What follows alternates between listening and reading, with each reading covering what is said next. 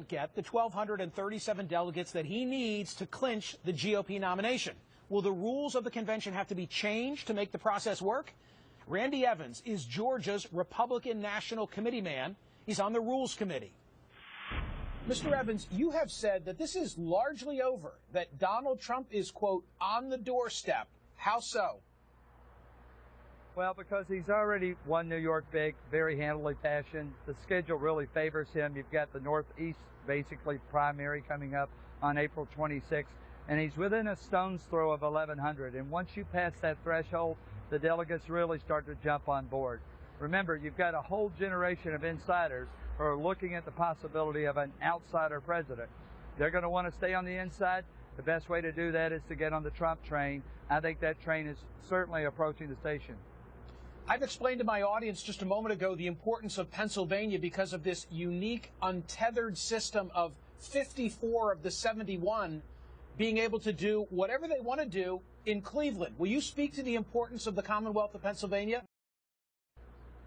Oh, absolutely. The 54 delegates, when combined with other delegates, can be either a deal maker or a deal breaker. If they decide to go a different way, they could be the one that stops Donald Trump or any other candidate from getting to the 1237. On the other hand, these unbound delegates have the ticket to get across the finish line, to provide the bridge, the gap that gets these candidates to 1237, gives them a presumptive nominee status, and then gives them a first ballot win so that they win the nomination. As a member of the Republican National Committee and one who is on the Rules Committee, what do you think of my state system? I don't like the idea that I will walk into a ballot booth on Tuesday and there will be no indication of the viewpoint of those delegates for whom they support for president. It's a pig in a poke. I'm voting for one of them, then they can go do whatever they want to do. Well, there are two schools of thought. One school of thought is really we should have the voters decide through selecting delegates. You'd be in that camp, which is to say, hey, wait a minute here. This is about what we, the voters, want to have happen at the convention. The other school of thought is we want to empower the state of Pennsylvania. We want to give them the ability to possibly pick a running mate even, to give them other positions of power. And the best way to do that is to have their delegates be unbound so that they can deliver the most back to the state of Pennsylvania. You just had a Rules Committee meeting this past week in Hollywood, Florida. What was the big outcome, if any?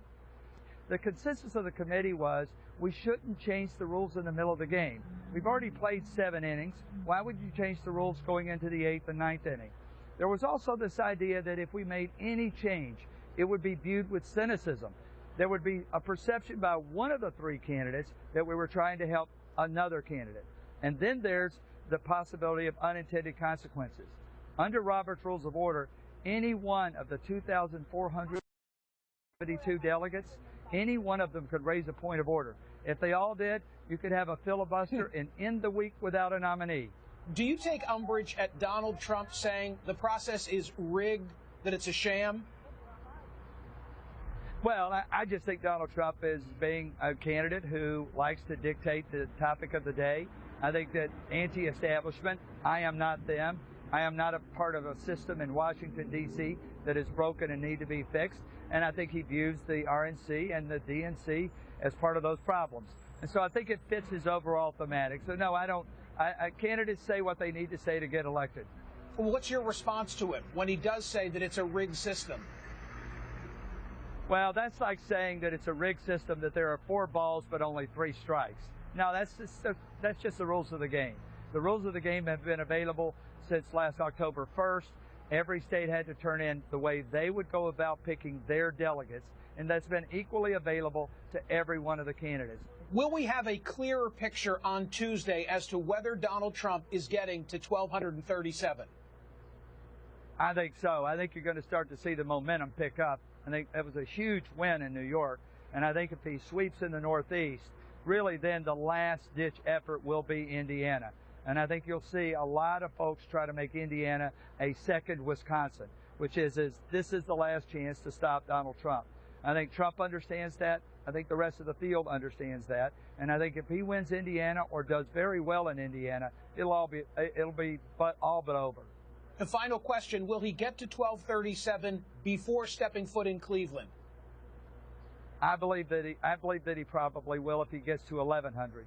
I think once he hits that 1,100, and you've got 400 or so unbound delegates due to folks like Rubio's delegates and other candidates who've dropped out, combined with the 54 from Pennsylvania, combined with other unbound, it'll be pretty easy for him to get that last 137. He'll cobble together enough to get over the finish line. Randy Evans, thank you so much. Thank you.